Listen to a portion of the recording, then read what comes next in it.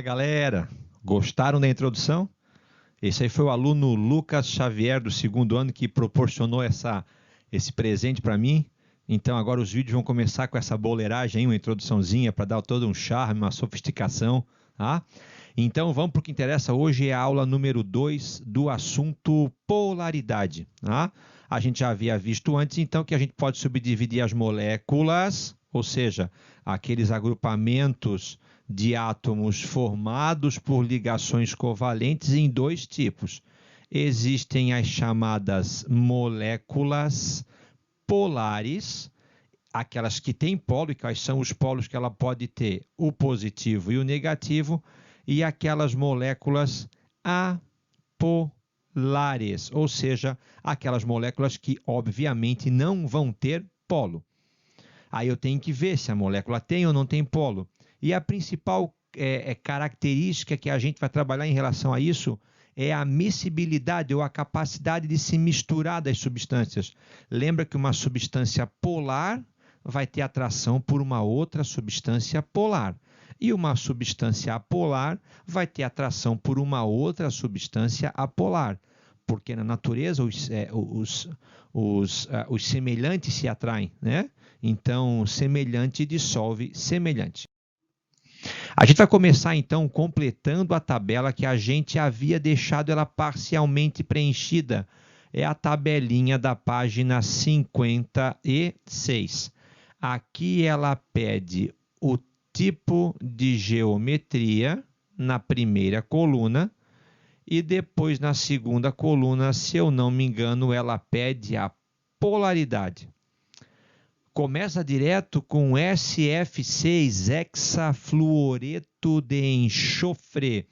Eu vou lembrar vocês que a geometria dela é octaédrica. Eu vou colocar aqui do lado, ó, SF6. Vocês imaginem um quadrado, olha lá, ó. Imaginem um quadrado. Imaginem um vértice aqui em cima e um vértice aqui embaixo. Tá? Centralizado no meio dessa base está o átomo de enxofre.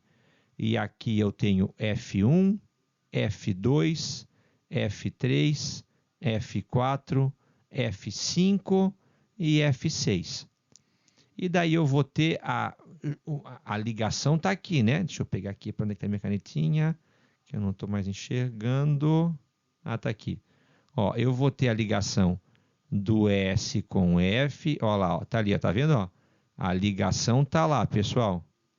Ó, essa é a ligação, então, do SF6. Que se você for completar essa molécula espacialmente, você vai ver que eu vou ter aqui, então, um octaedro, ou seja, uma figura que apresenta 8 faces. Olha que bonitinho que ficou. É uma piramidezinha em cima da outra. Tá? Uma piramidezinha de base quadrada em cima de outra piramidezinha de base quadrada. E se a pirâmide é de base quadrada, ela vai ter 4 lados. Tá? A base mais os 4 lados. Agora eu vou refazer ela, mas a gente vai indicar os vetores. Quem é mais negativo, o eletronegativo? Quem puxa mais para si o par de elétrons? O flúor ou o enxofre? Fui ontem no Clube Brasileiro e só comi Pizza Hut. Ó, lembra então que ninguém ganha do flúor. Então eu vou reescrever essa molécula aqui do lado. Ó, eu vou colocar aqui, ó, pessoal, S, F, F, F, F, o F de cima e o F de baixo. E eu já vou fazer agora o vetor indicando para onde que vai o par de elétrons. Então, ó, vai sempre o flúor puxar para si o par de elétrons em relação ao enxofre. Ele vai sempre puxar para si o par de elétrons. Está aqui, ó. E aí eu pergunto para vocês, façam o somatório de todos esses vetores que eu fiz. Ademir, esse do flúor anulado é esse aqui. Esse anula esse. O de cima anula o de baixo. Ou seja, nessa molécula, o momento dipolar resultante vai ser igual a zero. Ou seja, todos os vetores se anularam. Se todos os vetores se anulam, essa molécula vai ser uma molécula o quê? Apolar. Tranquilo? Vamos para a próxima ali, BF3. Eu já vou fazer aqui de cara. O boro, a gente sabe que ele é uma exceção à regra do octeto, porque ele fica estável com 6 elétrons e não sobram elétrons no boro. Então, a molécula dele vai ter essa geometria, BF3. Essa geometria, ela é do tipo que? Trigonal plana. Faz os vetores aqui, vamos fazer os vetores. O flúor puxa para cima e esses dois flúors puxam para baixo, mas em diagonal. Se está puxando os dois para baixo em diagonal, eles vão ter, na verdade, um vetor resultante. O vetor resultante disso vai ser esse vetor que puxa para baixo. Então, esse vetor para baixo é anulado pelo vetor para cima, ou seja, essa molécula, o somatório dos vetores, ou seja, o momento dipolar resultante dela é igual a zero. Ou seja, essa molécula também, a gente trata ela como sendo uma molécula apolar. Tranquilo? H2S. H2S é o mesmo padrão da H2O, da água. E a gente já decorou que H2O é uma molécula angular. Então, H2S também vai ser uma molécula angular. Ademir, por que o H2S não é linear? Porque sobram 2 pares de elétrons no átomo central. Fechou? Então, sobrou um par aqui, sobrou outro par aqui. Esses pares que sobram, eles acabam empurrando a ligação para baixo. Então, a molécula de H2S, ela é uma molécula de geometria angular. E toda molécula de geometria angular sempre será polar. Outra exceção, né, o BeH2, o berílio, que vai ser essa molécula assim. Por que ele é uma exceção? Primeiro, porque ele é um metal alcalino terroso. Mas ele é um metal que tem uma eletronegatividade um pouquinho maior que os seus semelhantes. Então, o hidrogênio não consegue arrancar o elétron do berílio, ele é obrigado a compartilhar. E ele também não fica estável com 8, fica estável com 4. Então, como não sobram elétrons no átomo central, o hidreto de berílio é uma molécula com geometria linear. Como puxa o H para um lado e puxa o H para o outro, essa molécula também não vai ter polaridade, é uma molécula apolar. E a gente já havia antecipado que a água segue o mesmo critério do ácido sulfídrico, do H2S. Então, eu vou fazer aqui o H, vou fazer aqui o O, vou fazer aqui o H. Eu vou fazer o que em cima aqui, então? Vou fazer 2 pares de elétron sobrando no oxigênio, que faz com que a gente tenha, então, uma repulsão dos elétrons compartilhados na camada de valência. A molécula de água, a gente também já está descolado, sabe que ela é uma molécula de geometria angular, e daí ela vai ser, como toda molécula de geometria angular, ela vai ser polar. Tranquilo? Vamos em frente? Para a gente, então, concluir essa atividade da página 56, essas últimas moléculas, para a gente completar, então, com a sua geometria e a sua polaridade. CCl4. A gente viu que as moléculas que têm 5 átomos, elas vão apresentar geometria tetraédrica. Eu vou primeiro explicar como deve ser certinho, né? Vocês têm que lembrar que a molécula tetraédrica, ela tem esse formato aqui, tá vendo? Olha lá, Esse é o formato de uma molécula com geometria tetraédrica. Então, eu vou fazer aqui, a bolinha pretinha que representa o átomo de carbono. Se você pegar essas 3 de baixo aqui, que são, no caso daquele exemplo, átomos de cloro, imagina essa puxando para cá, essa puxando para cá e aquela puxando para cá, como se fosse um tripé. Se eu pegar esses 3 vetores que estão formando como se fosse a base de um tripé, o vetor resultante desses 3 seria apenas um vetor apontando para baixo. Então, esse vetor é o vetor resultante caso eu tivesse aquela minha, ó, tá? Aquele meu triângulo aqui. Resultaria num vetor apontando para baixo. Como eu tenho para cima uma ligação, mais uma ligação com o cloro, então eu tenho um vetor que aponta para cima. E aí, nesse caso, esse vetor que aponta para cima, ele é anulado para esse vetor que aponta para baixo. Essa molécula vai ser, então, do tipo apolar. O que fica mais fácil? Olha lá, ó. CH4, apolar. CCl4, apolar. CF4, apolar. Ou seja, se o carbono estiver circundado por 4 átomos iguais, essa molécula vai ser apolar. CH3Cl, polar. CH3F, polar. Então, se o átomo de carbono estiver circundado por um átomo diferente dos outros, essa molécula vai ser o quê? Vai ser polar. Entendeu? Porque daí os vetores não vão conseguir se anular. Só lembra porque a gente costuma fazer assim para facilitar. Eu até fiz no começo, né? A gente faz assim, ó. C, Cl, Cl, aqui, Cl, Cl, Cl. Aí a gente faz rapidinho assim, ó. Esse de cima anula o de baixo, o da esquerda anula o da direita. Mas lembra que não é esse o formato que a molécula de tetraclorometano vai ter. Tá? Ela vai ter esse formato aqui, que é o formato tetraédrico. HCN. A gente já está cansado de saber que no carbono não vai sobrar nenhum elétron. Então, HCN é assim, H simples, tripla N.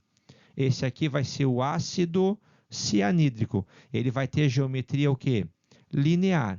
E essa molécula é polar ou ela é apolar? Vamos ver aqui. Quem é mais negativo, o H ou o C? O H não ganha de ninguém, a não ser dos metais. Então, essa ligação aqui, ó, ela vai apontar para o carbono. Quem é mais eletronegativo, C ou N? É o N. Fui ontem no. Então, essa ligação tripla, ela vai apontar em direção ao N. Vocês percebem que eu estou pegando a ligação e não interessa se ela é simples, dupla ou tripla, o comportamento é o mesmo. Então, o que eu fiz aqui? Ó? Eu peguei a ligação do H com o C e o C é mais eletronegativo. Eu peguei a ligação do C com o N e o N é mais eletronegativo. Ou seja, esses dois vetores se anulam ou se somam? Não, os dois se somam apontando para o mesmo lugar. Então, na molécula de HCN, o H é da onde parte a seta, é o polo positivo. O N é onde chegam as setas, ele é o polo quê? Negativo. Então, se a gente está falando que essa molécula tem polos, ela é uma molécula o quê? Polar. PCl3. PCl3 o fósforo está no grupo 15, na família 5A, então ele tem 5 elétrons, ou seja, PCl3 vai ser assim, PCl3, porque sobram 2 elétrons no fósforo. E essa molécula vai ter geometria do qual tipo, então? Geometria piramidal. E eu havia dito para vocês que toda molécula com geometria piramidal vai ser polar. Então, se o PCl3 é piramidal, o pH3 também vai ser o quê? Piramidal. E toda molécula com geometria piramidal ou angular sempre será polar. E o N2? O N2 é isso aqui, ó.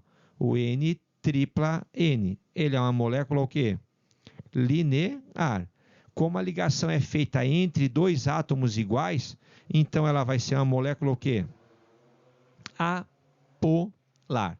Tranquilo? Então, a gente acabou de revisar os principais conceitos relativos, então, à polaridade e revisou todas as principais geometrias que acabam caindo nas provas do Enem, do vestibular e, consequentemente, nas provas nossas do ensino médio. Atividade na página 56. O dióxido de carbono, está todo mundo cansado de saber que a fórmula dele, o que ela é?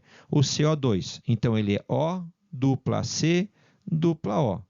A gente sabe que no carbono nunca sobram elétrons, então a sua geometria ela é o quê? A sua geometria ela é linear. E a gente também sabe que o O é mais eletronegativo que o C. Então, puxa para o O, puxa para o O. Puxa para um lado, puxa para o outro, o momento dipolar resultante vai se anular, vai ser igual a zero. Então, essa molécula vai ser o quê? Apolar. Tudo que eu posso dizer sobre o CO2. as suas ligações são polares. Mas como puxam para lados opostos e se anulam, então a resultante dessas ligações polares é nula. Então a molécula é apolar. Fechou? Então, o dióxido de carbono possui a molécula apolar, apesar das suas ligações de carbono e oxigênio serem polarizadas. A explicação para isso está associada ao fato do quê? Por que elas se anularam? Vamos lá, ó. Se por acaso o CO2 fosse assim, ele seria polar. Mas como ele é assim, se o CO2 fosse angular, ele seria polar. Mas como ele é linear, ele é apolar. Então, mesmo tendo ligações polares, a sua geometria linear faz com que a molécula seja apolar. A explicação para isso está associada ao fato de a geometria da molécula ser linear. Tá? Não é porque ocorrem ligações entre ametais. A molécula apresenta dipolo. Apresentar dipolo quer dizer que tem mais e menos. Então, a molécula que tem dipolo é uma molécula polar. E o próprio enunciado fala que o dióxido de carbono é uma molécula apolar. As suas ligações ocorrem entre átomos de elementos diferentes. Então, isso faz com que as ligações elas sejam polares. Não a molécula, as ligações. Fechou? As ligações entre os átomos serem de natureza eletrostática. A ligação não é eletrostática, não é do mais puxando o menos, não é iônica. Ela é covalente. Para a gente encerrar aqui, eu tenho esse mais um slide só. Aqui tem uma tabelinha com a eletronegatividade teórica dos elementos químicos. Então, eu vou colocar aqui no nosso quadrinho, eu vou colocar 3 exemplos. Eu vou colocar o gás hidrogênio, eu vou colocar o ácido clorídrico, e deixa eu ver o que mais que eu vou colocar aqui. Bananã. É isso aqui por enquanto. Se eu lembrar de mais uma coisinha importante, eu vou colocar. Tá? E eu vou colocar o sal de cozinha. É isso que eu queria fazer. Fechou? Vamos lá então. Vamos fazer uma revisãozinha básica. Então eu vou colocar aqui, ó, o Na e o Cl. Eu vou colocar aqui o H e o Cl. E eu vou colocar aqui o H2. Vamos lá. Consulta para mim a tabelinha e vê qual é a eletronegatividade do sódio. Ademir, a eletronegatividade do sódio, ela é do quê? 0,9. Qual é a eletronegatividade do cloro? Ademir, a eletronegatividade do cloro é de 3. Ou seja, se eu fizer a diferença de eletronegatividade entre os dois é elevada, é 2,1. Qual é a eletronegatividade do hidrogênio? Ademir, na tabelinha eu estou consultando ali, ó, o hidrogênio é 2,1. E do cloro é 3. Quando eu faço um menos o outro, a diferença de eletronegatividade deles é de 0,9. E se eu pegar H2, né, um H e o outro H, o H é 2,1, o outro H é 2,1, a diferença de eletronegatividade entre eles ela é 0. Então, eu vou fazer aqui em cima. O que isso significa? Isso significa o seguinte, ó, o Na ele vai ter, ó, ele vai ser assim, tá vendo? Ó, com o Cl. Tá? Tá aqui. É muito parecido com o H junto com o Cl. Olha lá, ó. Tá vendo? É muito parecido.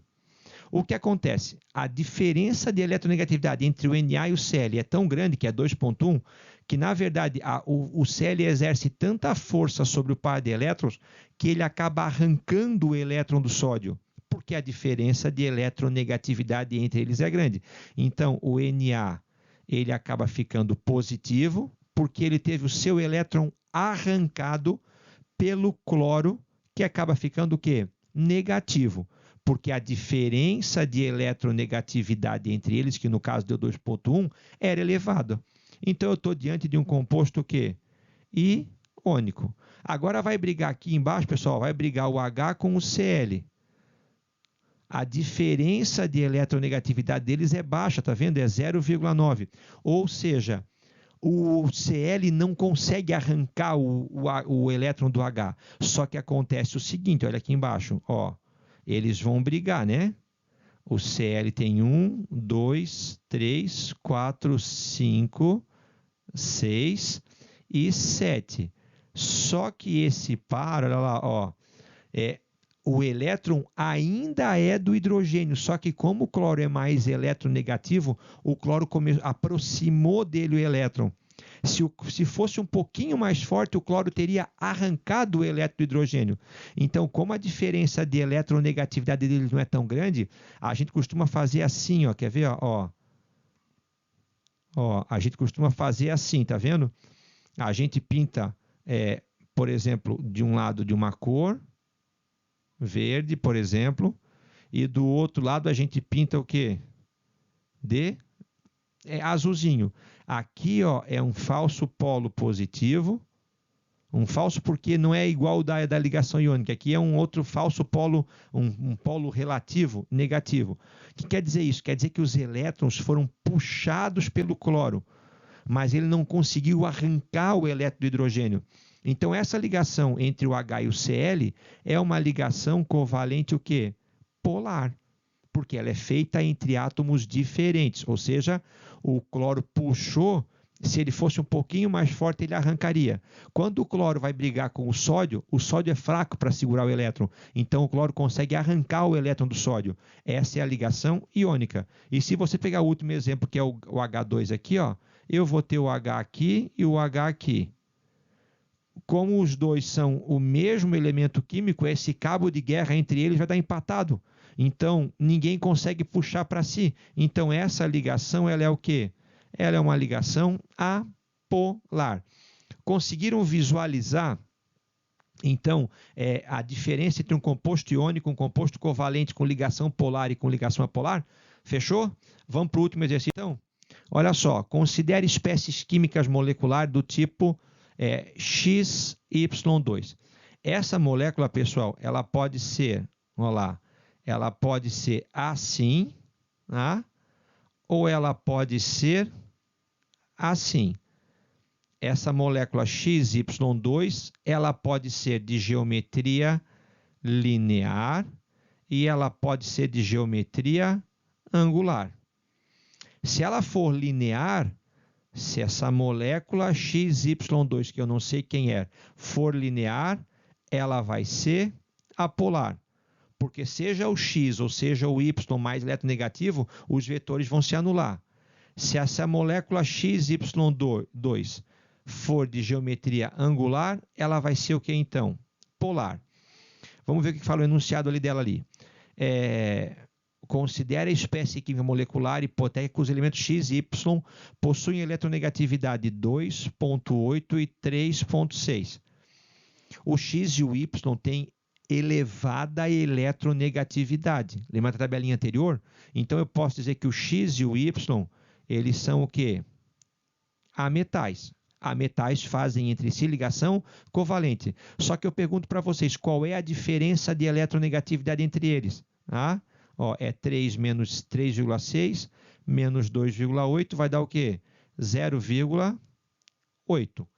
Então, nem o X, no caso, nem o Y, que é mais eletronegativo, vai ter condição de arrancar o elétron do X. Eles vão compartilhar, só que o Y vai aproximar mais de si o par de elétron porque ele é mais eletronegativo. Experimentos de suscetibilidade magnética indicaram que a espécie XY2 ela é o quê? Apolar. Já matou tudo. Se o XY2 é apolar, é porque essa molécula tem geometria linear. Com base nisso, a sua estrutura vai ser o quê? Linear. E como ela é feita entre dois átomos diferentes, as suas ligações serão polares. Então, ela vai ter geometria o quê? Linear e as suas moléculas serão formadas por ligações covalentes polares. Resposta certa, letra B.